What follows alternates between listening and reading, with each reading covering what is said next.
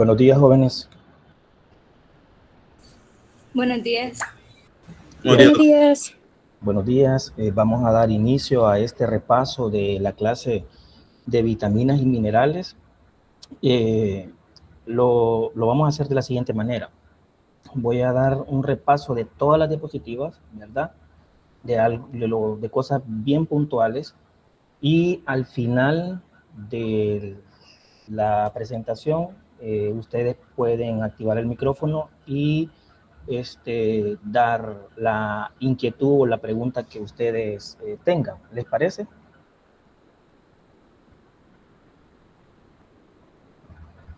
Hola, ¿me escucharon? Sí, está bien. Sí, doctor. Ok.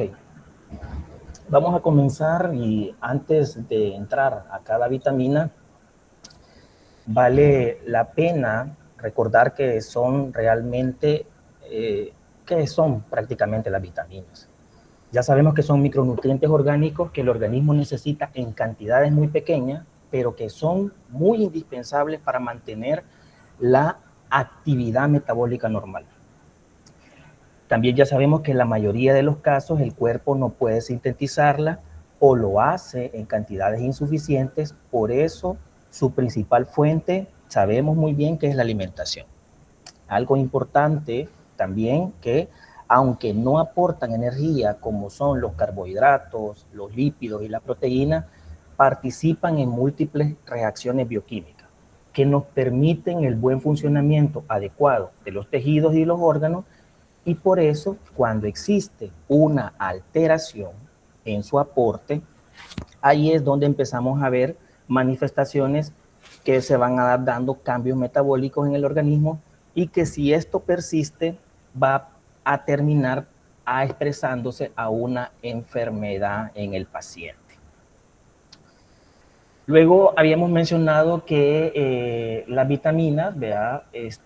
Tienen prácticamente lo que es funciones, y también estas actúan prácticamente como coenzimas, como parte de un complejo enzimático. En otras palabras, ¿qué quiere decir esto? Que facilita que numerosas enzimas puedan llevar a cabo reacciones metabólicas esenciales. ¿Como qué reacciones metabólicas esenciales? Como la producción de ATP, como la síntesis de ADN y también la formación de neurotransmisores en el metabolismo de proteínas, carbohidratos y de los lípidos. Ya también habíamos mencionado que cuando el aporte insuficiente se le conoce como hipovitaminosis, que representa una disminución parcial de una vitamina, y si la deficiencia es prácticamente total, se le conoce como avitaminosis. Situación que suelen asociarse con manifestaciones clínicas que van a ser muy graves y muy específicas en los pacientes.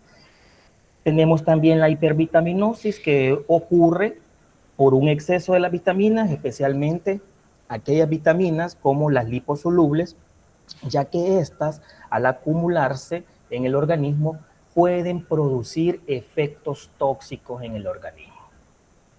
Acá teníamos un cuadro que hablábamos sobre la clasificación de cada una de las vitaminas, también la solubilidad, y esto es bastante importante. Sabemos que las hidrosolubles incluyen todos los complejos y la vitamina C, y estas se disuelven en agua. Tienen un almacenamiento limitado, el exceso suele eliminarse por vía renal y por esa razón requieren un aporte más constante mediante la dieta, y si hay una deficiencia pueden aparecer en periodos relativamente cortos. En cambio, las liposolubles, que ya sabemos que son de la vitamina A hasta la K, se absorben junto con los lípidos y pueden almacenarse principalmente en el hígado y en el tejido adiposo. Esto nos da a entender que si hay deficiencias, suelen tardar más en manifestarse, pero también porque un consumo excesivo va a incrementar el riesgo de toxicidad desde el punto de vista clínico. Esta prácticamente clasificación nos ayuda a entender tanto la farmacocinética de las vitaminas como la estrategia de suplementación y aquellos riesgos que pueden estar asociados al déficit o al exceso. Luego tenemos acá de las vitaminas liposolubles, las características y también las funciones que tiene cada una de ellas. Las principales características, ¿verdad?, que son compuestos hidrofóbicos, por lo que su absorción depende de una adecuada digestión y absorción de las grasas. Después de absorberse, estas se transportan hacia la circulación asociándose a las lipoproteínas o también a proteínas transportadoras específicas. También tienen la capacidad de almacenarse principalmente en el hígado y en el tejido adiposo. Si hablamos de la vitamina A, esta participa, y lo sabemos, que en el ciclo visual y también en la diferenciación celular. También mantiene los tejidos epiteliales, le da un buen mantenimiento, y en torno a la vitamina D, esta ya sabemos que regula la homeostasis del calcio y también del fósforo. Lo que hace es que va a favorecer la mineralización ósea. Por lo tanto, la vitamina E actúa como uno de los principales antioxidantes lipídicos, protegiendo las membranas celulares frente al daño oxidativo. Y tenemos la vitamina K, que ya sabemos también que es indispensable para la coagulación, para la síntesis hepática, ya que funciona como una coenzima en el proceso prácticamente de la carboxilación de las proteínas.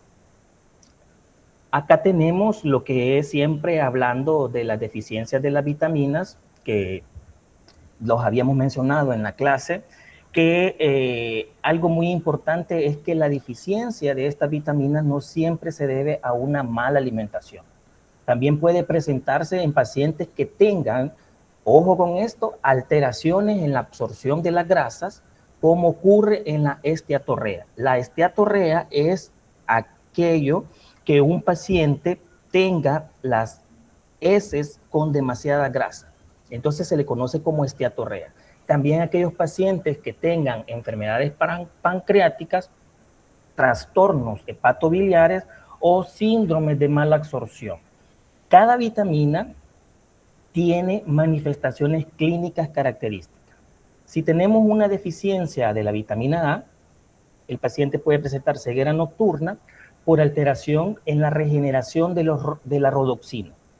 Si el paciente tiene falta de vitamina D, disminuye la mineralización ósea, produciendo en niños raquitismo y en el adulto osteomalacia. La deficiencia o el déficit de vitamina E aumenta la susceptibilidad al daño oxidativo de la membrana eritrocitaria, a lo que va a favorecer a una anemia hemolítica, especialmente en niños recién nacidos. Por último, la deficiencia de vitamina K altera la síntesis de los factores de coagulación dependientes de esta vitamina, lo que hace es que aumenta el riesgo de hemorragia, sobre todo en el periodo neonatal. Luego tenemos acá lo que es siempre hablando sobre la toxicidad de las vitaminas, y algo bien importante, que una diferencia importante entre las vitaminas hidrosolubles y las liposolubles es que estas últimas pueden acumularse en el organismo, por lo que el riesgo de toxicidad es mayor, y cuando se consume en exceso mediante suplemento. La intoxicación más frecuente de todas estas vitaminas corresponde a la vitamina A y a la D. El exceso de vitamina A puede provocar en los pacientes cefaleas, náuseas, alteraciones cutáneas, hepatotoxicidad, e incluso puede presentar también hipertensión intracraneal.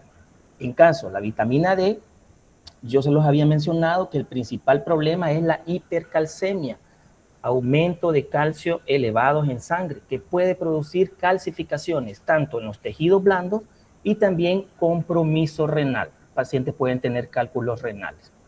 La vitamina E, aunque es un antioxidante muy importante, en dosis elevada puede comportarse como un agente prooxidante e incluso interferir con la acción de la vitamina K.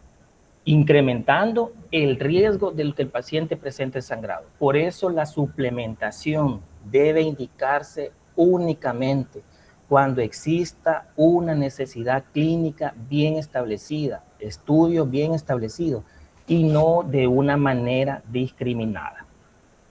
La vitamina A, acá tenemos que realmente no nos referimos a una sola molécula, sino a un grupo de compuestos llamados retinoides, retinol, retinal y ácido retinoico. El ácido retinoico es la forma biológica más activa porque participa directamente en la regulación de la expresión génica. Los retinoides ya formados se obtienen únicamente de los alimentos de origen animal, mientras que los vegetales encontramos beta-caroteno, que funciona como una provitamina, es decir, el organismo primero debe convertirlo en retinol para que pueda ejercer sus funciones. Otro punto importante es que la absorción ocurre en el intestino, pero el principal sitio de almacenamiento es el hígado.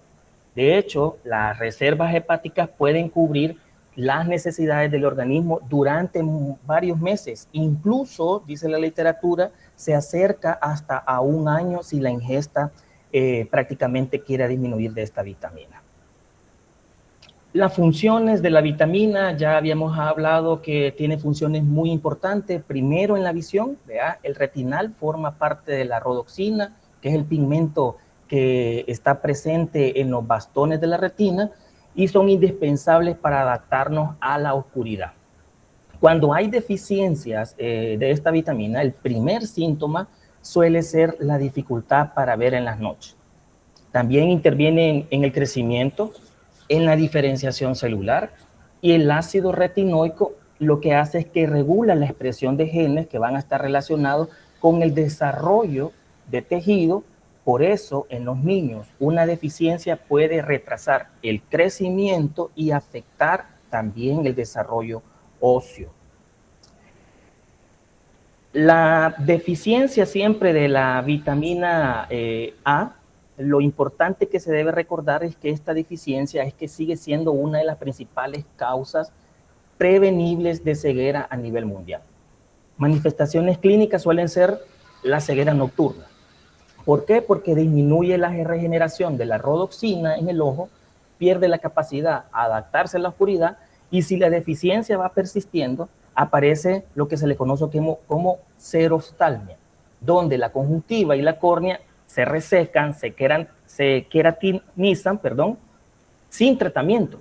Y este proceso puede ir evolucionando, avanzando, hasta producir daño en la córnea que va a ser irreversible y el paciente va a quedar a ciegas. Luego tenemos lo que es la vitamina D.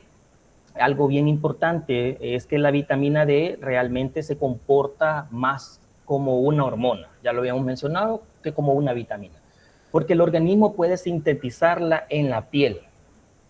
Cuando nos exponemos a las radiaciones ultravioletas, por eso la principal fuente no siempre es la alimentación.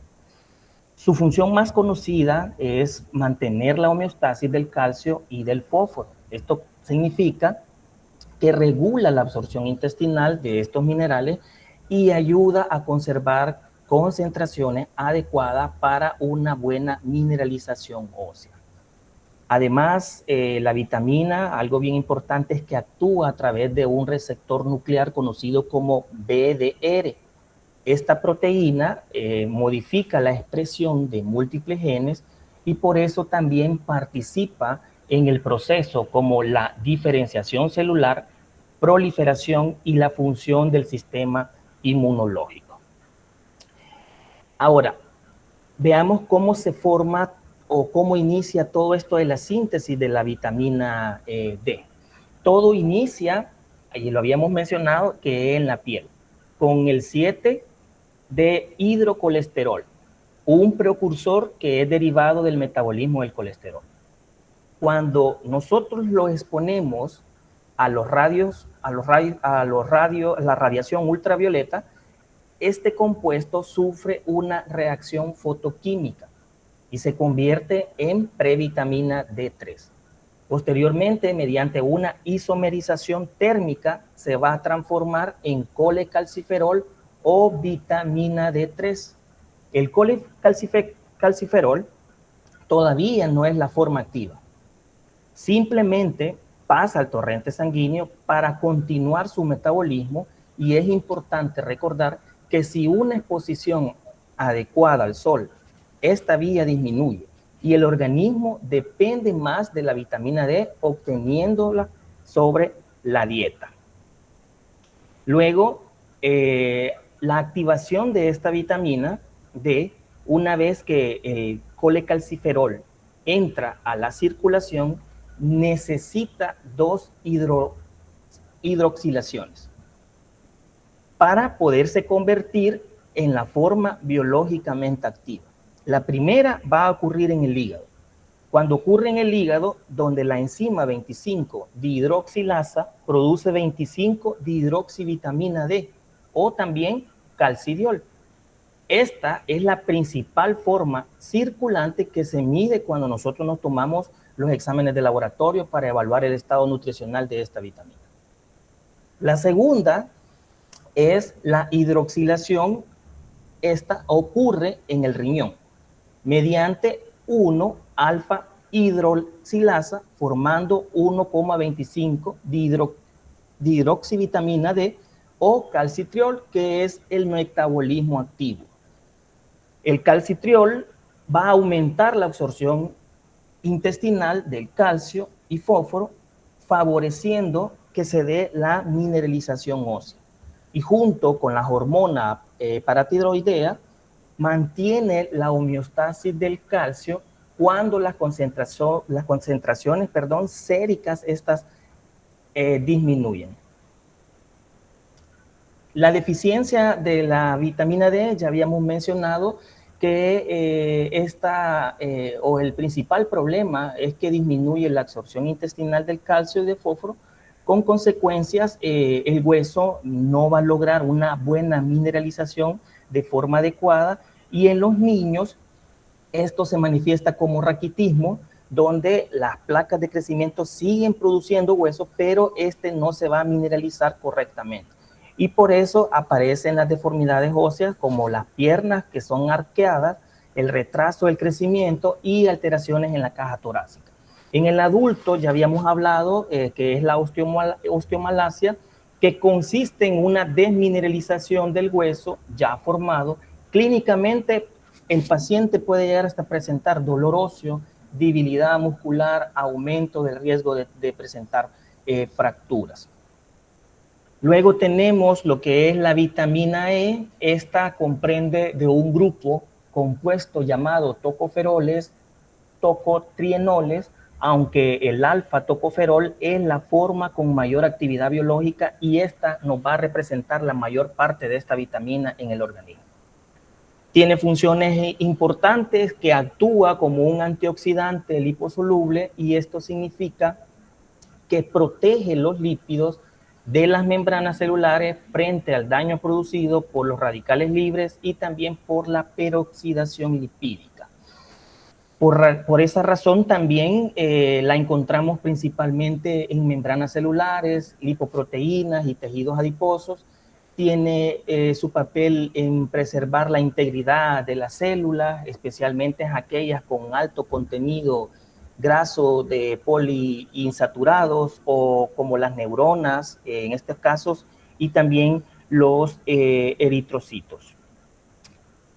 La vitamina E no solo suele deberse a una ingesta insuficiente, sino también a trastornos que afectan la absorción de las grasas, como la fibrosis quística, algunas enfermedades hepáticas crónicas, o también los síndromes de mala absorción.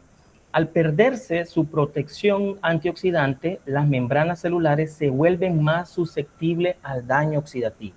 Y esto afecta principalmente el sistema nervioso y a la vez el tejido muscular y los eritrocitos por esta vitamina. La vitamina K, ya habíamos hablado que los primeros que se debe recordar es que una parte muy importante de esta vitamina es producida por la microbiota intestinal, aunque también puede obtenerse a través de la alimentación.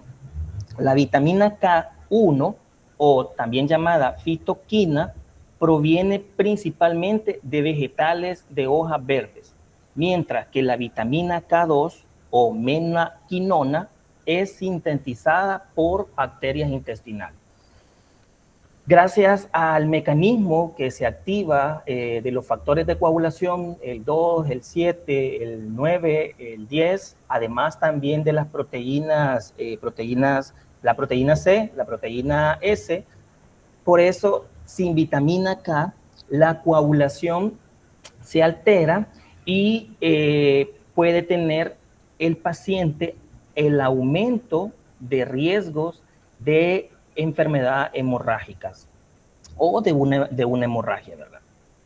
Ahora, la deficiencia de esta vitamina, el grupo de mayor riesgo son los recién nacidos, especialmente los prematuros. Esto ocurre porque la transferencia placentaria de la vitamina K va a ser limitada.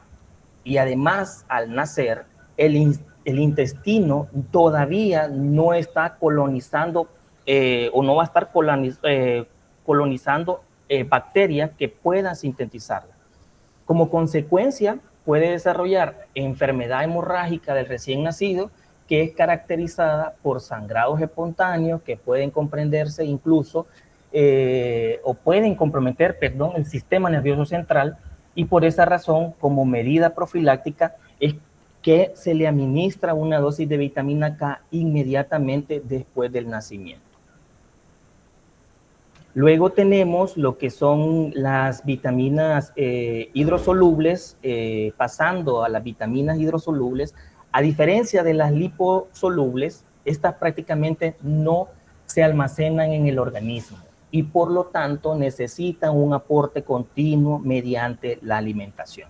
La mayoría de las vitaminas del complejo B funcionan como coenzimas, es decir, participan facilitando reacciones metabólicas que van a estar relacionadas con la obtención de energía, la síntesis de ácidos nucleicos, el metabolismo de carbohidratos, de lípidos y de las proteínas. La tiamina, habíamos mencionado que esta vitamina tiene un papel muy fundamental en el metabolismo energético, especialmente en el aprovechamiento de los carbohidratos. La forma más activa, yo se los mencionaba, que es el pirofosfato de tiamina, que funciona como una coenzima en varias reacciones de carboxilación oxidativa. Participa también en complejos enzimáticos como el piruvato deshidrogenasa, que convierte el piruvato en acetilcoenzima A para ingresar al ciclo de Krebs. La alfa-cetoglutarato deshidrogenasa, también del ciclo de Krebs, y la deshidrogenasa de alfa-cetoácidos de cadena ramificada, importante en el metabolismo de la leucina, isoleucina y también de la valina. Ahora, la deficiencia de esta vitamina, ya habíamos mencionado también que inicialmente cuando un paciente tiene una deficiencia de esta vitamina, tiene síntomas inespecíficos. El paciente puede presentar anorexia, náusea, fatiga, pero si la deficiencia progresa, puede desarrollar cuadros más severos. Yo les explicaba también en la clase, uno de esos cuadros severos es cuando el paciente puede presentar un beriberi seco, que se caracteriza porque va a haber problemas en neuropatía periférica. El paciente puede presentar debilidad muscular, puede presentar pérdida de los reflejos, y está también el beriberi húmedo, que esto afecta principalmente el sistema cardiovascular, produciendo insuficiencia cardíaca y también un alto gasto de demanda, y el paciente puede presentar edemas. Otras complicaciones importantes que tenemos es que el síndrome de Wernicke-Korsakoff está muy asociado a lo que es a lo que es que está asociado al alcoholismo crónico. ¿Ok? Siguiendo con la presentación, estamos hablando siempre de la vitamina, de la tiamina. Ahora vamos a hablar de la riboflavina. La riboflavina también participa en el metabolismo energético, ¿verdad?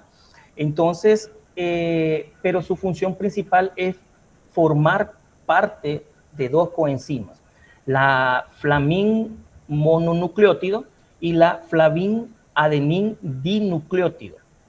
Estas moléculas actúan como transportadoras de electrones en numerosas reacciones de óxido-reducción, por lo que son muy indispensables para la producción de ATP durante la respiración celular. La vitamina B3, conocida como niacina, cuyas funciones principales ya se las había mencionado también, que forma parte de dos coenzimas muy importantes, la NAD, la NADP, y estas participan en reacciones de óxido-reducción, por lo que son muy indispensables para la producción de energía y numerosos procesos metabólicos.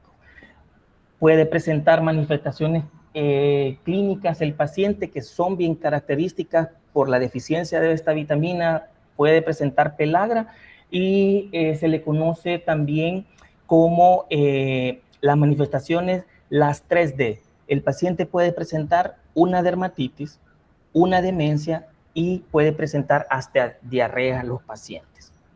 Luego tenemos lo que es el ácido pantoténico. Aquí tiene unas características muy importantes y se encuentra ampliamente distribuida en los alimentos, por lo que su deficiencia va a ser poco frecuente. También tiene funciones principales, forman parte de las coenzimas A, de las proteínas transportadoras de acilo, y gracias a esto también participa en la transferencia de grupos acilos en procesos muy esenciales en el metabolismo de los carbohidratos, de los lípidos y también de las proteínas. La piridoxina o vitamina B6 incluye varias formas, la piridoxina, piridoxal, piridoxamina, pero la forma metabólicamente más activa es el fosfato de piroxal.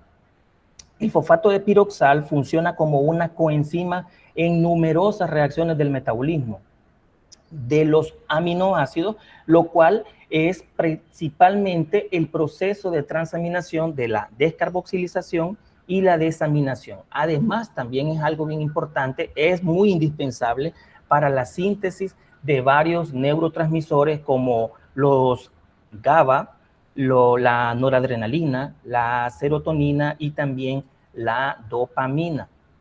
Luego tenemos, continuando con esta misma, que cuando existe una deficiencia importante de la vitamina B6, disminuye la producción de neurotransmisores como es el GABA, la serotonina y la dopamina. Por eso puede aparecer manifestaciones neurológicas como neuropatía periférica, puede presentar el paciente convulsiones e incluso alteraciones del estado de conciencia, y además participa en la síntesis del grupo M, por lo que su déficit puede producir en estos casos anemia microcítica. Ahora la biotina, que es la vitamina B7, vale la pena recordar de esta vitamina, ampliamente va a estar distribuida en los alimentos y que además puede ser sintetizada por la microbiota intestinal, por lo que la deficiencia es poco frecuente y bioquímicamente actúa como una coenzima de la carboxilasa, enzimas que van a ser encargadas de incorporar dióxido de carbono a diferentes moléculas. Luego tenemos la vitamina B12. Lo que siempre se debe tener presente es que la vitamina 12 es prácticamente solo se obtiene de alimentos de origen animal y que contiene un ion cobalto, característica que le da el nombre de cobalamina. Su absorción requiere también de la presencia de factores intrínsecos producidos por las células parietales gástricas y posteriormente estas se van a absorber en el hilio terminal. También es importante recordar que hay deficiencias en esta vitamina, ¿verdad? Entonces, la anemia perniciosa es una de las principales causas de la deficiencia de esta vitamina, y este caso, el problema no es prácticamente la alimentación, sino que depende de una gastritis autoinmune que destruye todas las células parietales del estómago, va disminuyendo la producción del factor intrínseco, y si este factor, la vitamina B12, no puede absorberse en el hilo, por lo que con el tiempo aparecen anemias y manifestaciones neurológicas, y es un dato que suele diferenciarse de otras causas de anemias megaloblásticas. Luego tenemos el ácido fólico, que participa principalmente en la transferencia de unidades de carbono, reacciones fundamentales para la formación de ADN. Es una vitamina indispensable en el tejido con alta velocidad de disfunción celular, como la médula ósea, el tejido embrionario. Cuando existe deficiencia de folato, también aparece anemia megaloblástica, que es muy similar a las que causa por la vitamina B12. Hay diferencia en que el déficit de ácido fólico no produce alteraciones neurológicas, y ese detalle nos ayuda mucho a diferenciar clínicamente de esta vitamina. Luego tenemos la vitamina C, que es conocida como ácido ascórbico. Gracias a este mecanismo, la vitamina C es muy esencial para mantener la integridad de la piel, los vasos sanguíneos, el hueso, los cartílagos, las encías. Además, esto favorece a la cicatrización, ¿verdad? También aumenta la absorción intestinal del hierro, al reducir el hierro férrico a hierro ferroso, y que es la forma que se absorbe con mayor facilidad en el organismo. Cuando existe una deficiencia de esta vitamina, es importante que se desarrolla la deficiencia o la enfermedad que le conocemos como escorbuto, que es caracterizado por sangrado de encías, petequias, equimosis, mala cicatrización, la fragilidad de los capilares, todo como una consecuencia debido a un colágeno estructuralmente deficiente. Acá prácticamente la deficiencia de la vitamina C, lo importante es relacionar de esta vitamina es el escorbuto, ¿verdad? Que hay que recordar el problema de fondo, que es una síntesis inadecuada de colágeno, y si el colágeno pierde la estabilidad, todos los tejidos conectivos se vuelven muy frágiles, ¿verdad? Y por lo tanto, lo que le mencionaba, los pacientes pueden presentar todo lo que le mencioné o lo que ustedes están viendo en la imagen, que son las hemorragias subcutáneas, las anemias, las petequias, las equimosis, ¿verdad? La mala cicatrización de las heridas, el sangrado de las encías. Luego seguimos con los minerales, que los minerales, estos prácticamente los macrominerales se necesitan en cantidades mayores de 100 miligramos al día. Estos incluyen el calcio, el fósforo, magnesio, sodio, potasio y cloro, y estos van a participar en la formación del hueso. El equilibrio hidroelectrolítico, la transmisión del impulso nervioso y también las contracciones musculares. Los microminerales, se requieren en cantidades menores de 100 miligramos al día, pero eso no significa que sean menos importantes. Y aquí vemos que tenemos al hierro, al zinc, al cobre, al yodo, al selenio y otros, ¿verdad?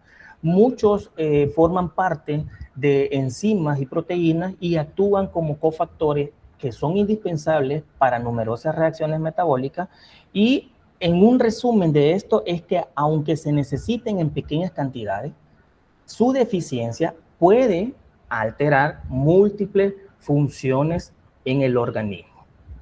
El cobre, habíamos mencionado que el cobre es un oligoelemento que participa como cofactor en varias enzimas que van a estar relacionadas en el metabolismo energético. Desde el punto de vista clínico, una de las enfermedades que siempre debe de asociarse con el cobre es la enfermedad de Wilson. Se trata de trastornos hereditarios en que existe un defecto en la excreción biliar del cobre y su incorporación a la ceruloplasmina. Como consecuencia, lo que pasa es que el cobre se acumula principalmente en el hígado y en el cerebro y también en la córnea. Los pacientes pueden desarrollar cirrosis hepáticas alteraciones neurológicas, y el hallazgo característico es lo que ustedes están viendo, que se le conoce como anillo de Kayser-Fletcher, que corresponde a los depósitos de cobre que están en la periferia de la córnea. Los cafecitos que ustedes ven ahí en la córnea, eso prácticamente se le conoce como anillo de Kayser-Fletcher. Cuando ustedes lleguen a la área clínica, cuando hagan fondo de ojo, si ustedes ven esto, el paciente tenga problemas o tenga alguna alteración en el hígado, que tenga un problema en la córnea, y la historia que este paciente les esté dando y todo desde el punto de vista clínico que ustedes están evaluando a este paciente, pueden llegar al diagnóstico también con los exámenes que a estos pacientes se les deja para poder llegar al diagnóstico. Luego tenemos lo que es el zinc. El zinc, quiero que recuerden que uno de los oligoelementos más importantes, porque actúa como cofactor de más de 300 enzimas, ¿verdad? Y participan también en procesos como la síntesis de ADN, ARN y la división celular. La síntesis de proteínas y la protección al estrés oxidativo, y además también debe ser indispensable para el buen funcionamiento adecuado del sistema inmunológico. Bien, chicos, ya les había mencionado que acá está la bibliografía. Son prácticamente 7 páginas de Harper del capítulo 44, y de Vines prácticamente son 1, 2, 3, 4, 5, 6, 7, 8, 9, 10 páginas de Vines. Entonces, prácticamente las preguntas de esta clase van a ser sacadas de esta bibliografía que yo les estoy presentando, ¿ok? Ahora sí, si tienen dudas, me las hacen saber y con gusto se las contesto.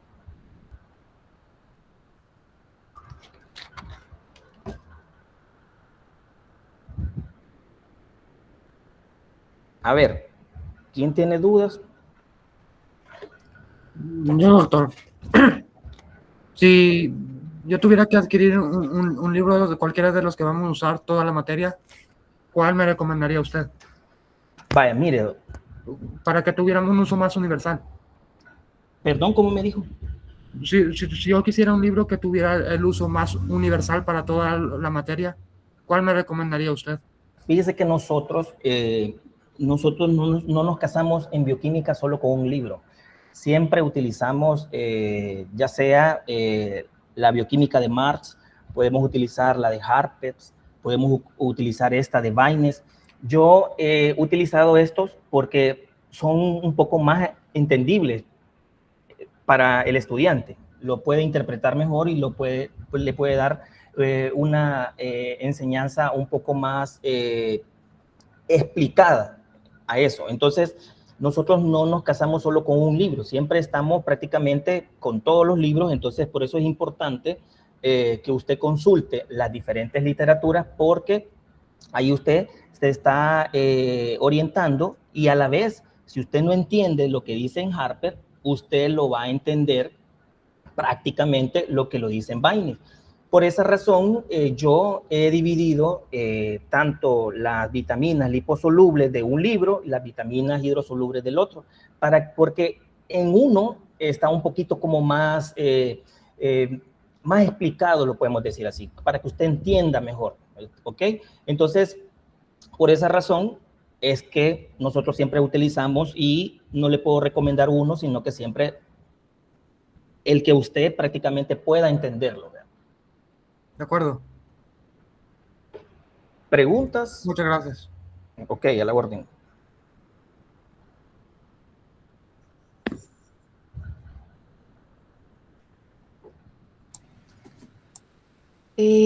Una pregunta. A ver. Si me preguntan la forma... Perdón, solo dígame la pregunta y yo solo voy a tomar agua porque hay un poquito más de la garganta. Ok, está bien.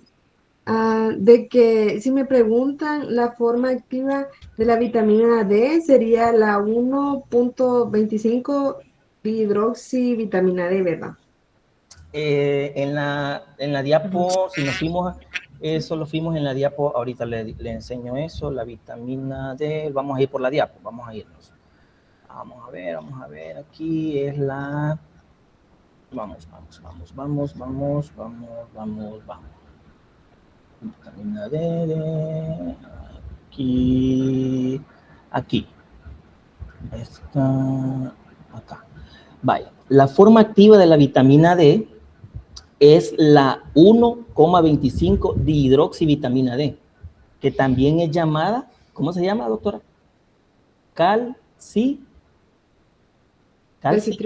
Calcitriol, correcto, que es la forma que ejerce los efectos biológicos en el organismo, principalmente regulando la absorción de ¿qué? ¿Qué regula la vitamina D? El calcio. El calcio, ¿y qué el más? potasio y la Y diferenciación celular. fósforo. Ok, muy bien, eso, ahí está. ¿Otra duda? Si nos preguntaran en el examen sobre esta forma de la vitamina D, ¿podemos poner calcitrol o siempre tenemos que poner 1.25 de hidroxivitamina D? Bueno, ahí dependiendo cómo sea la pregunta específica, ¿verdad? Como las preguntas son de múltiples coges, ¿verdad? Puede ser la forma activa de la vitamina D, ¿verdad? Y ahí nosotros vemos si en realidad usted pone o ponemos 1,25 de hidroxivitamina D o calcitriol, una de las dos, se pone y usted la pone correcta, esa pregunta está buena. Así que ahí dependiendo, ¿vea? Si se pregunta sobre esto, ¿vea? Yo algo que les voy a decir es que esta clase de vitaminas es muy bonita y algo bien importante sobre esto es que esto de vitaminas, ustedes que son los futuros médicos de este país, no solo se va a quedar aquí esto, aquí lo estamos viendo de una forma bioquímica, pero más adelante lo vamos a ir viendo en segundo año, lo vamos a ir viendo en tercer año, lo vamos a ir viendo en cuarto año, cuando ustedes lleguen a nutrición, ahí van a ver todo esto. Primero Dios, sigamos todavía aquí en la universidad y yo imparto la materia de nutrición, entonces ahí es donde ustedes van a ver todo esto que se les ha explicado, ¿ok? Y además, ustedes ahí, cuando ya estén en el área clínica, que eso es lo más bonito, es ahí donde ustedes se dan cuenta cuando alguien tiene alguna alteración, ¿verdad? Entonces, eso es lo importante de esto. Ok. ¿Preguntas? Buenos días, doctor. ¿Me escucha? Dígame, doctor. Con la cuestión de las vitaminas, por ejemplo, la vitamina D, hay suplementos sintéticos de vitamina D2, vitamina D3. Sí. Pero realmente la que el cuerpo mejor absorbe es la vitamina D3, que es similar a la recibida por la radiación solar. Exacto. Ahorita vamos a buscar eso. Aquí creo que lo aplica. Vamos a ver.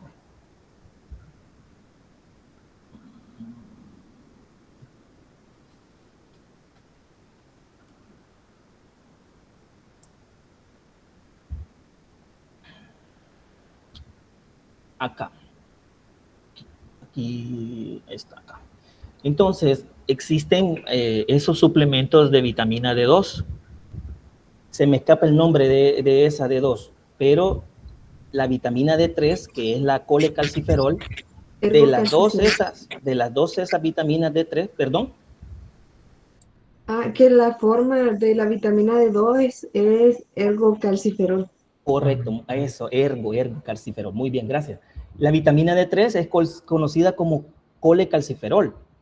De las dos, la vitamina D3 es la que se absorbe y mantiene mejor los niveles de vitamina D ya aquí en el organismo, ¿verdad? Por lo que generalmente es la forma preferida para una buena suplementación. Entonces, la vitamina D3 suele ser más específica que la D2, que es la que su compañera mencionó, la ergocalciferol, porque eleva y mantiene por más tiempo los niveles de vitamina D3 en la sangre. Pero eso, si por ejemplo el paciente tiene alguna falla hepática, aunque se le dé suplementación con vitamina D y reciba luz solar, siempre va a tener un déficit de absorción. Vaya. O hay otras vías con que él lo metabolice. Vaya. Ahora, hay algo bien importante que mencionar sobre esto. Hay una clase que se da en bioquímica, bioquímica médica, sí, en bioquímica médica se da, pero antes de que un paciente tiene una falla hepática, es importante, aunque reciba vitamina D y se exponga al sol, puede seguir presentando deficiencia, porque el hígado no realiza adecuadamente la primera hidroxilación. ¿Se acuerdan que les mencioné eso? Para convertirla en 25 de hidroxivitamina D. Sí. Si esa transformación, la vitamina D no puede continuar su proceso normal de activación. Y el problema no es que le falte vitamina D, sino que el hígado no puede procesarla correctamente.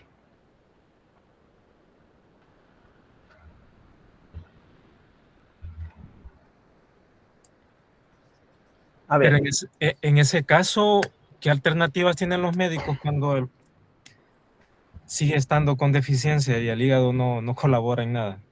Vaya, lo que existe prácticamente es que nosotros cuando existe una enfermedad, digamos, hepática, es importante que nosotros indicamos la vitamina D, que no depende tanto de la función del hígado como el calcidiol, ¿vea? Si también hay compromiso renal, ¿vea? También puede ser necesario que nosotros administremos directamente, ya que la forma activa de la vitamina D influye bastante, ¿verdad? Entonces, esto, cuando hay casos de pacientes con enfermedad renal crónica, entonces la enfermedad renal crónica, los pacientes con enfermedad renal crónica van a tener deficiencias de vitamina D3. Entonces, ¿qué es lo que hacemos nosotros? Lo que hacemos es que administramos prácticamente vitamina D3 para que estos pacientes mantengan los niveles no adecuados de vitamina D3, pero sí mantenga vitamina D3. ¿Preguntas?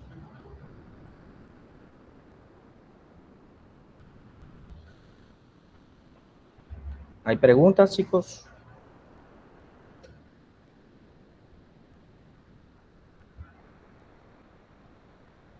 La otra que le iba a consultar, doctor, es con la vitamina C.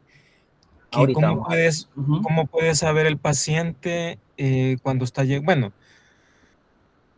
a nivel superficial se podría decir que cuando empiezan con diarrea es porque ya llegaron como a un tope metabólico de absorción, ¿verdad? Vitamina C. Ajá. Ahora, ¿qué es lo que...? Creo que el exceso causa dolor estomacal y diarrea, pero para que llegue al grado de dañar el riñón, ¿qué síntomas puede tener la persona? Vale. Si de forma práctica se puede decir que cuando una persona empieza a presentar diarrea, después de consumir, en un caso, digamos, altas dosis de vitamina C, probablemente ya alcanzó el límite de absorción intestinal, ¿ok?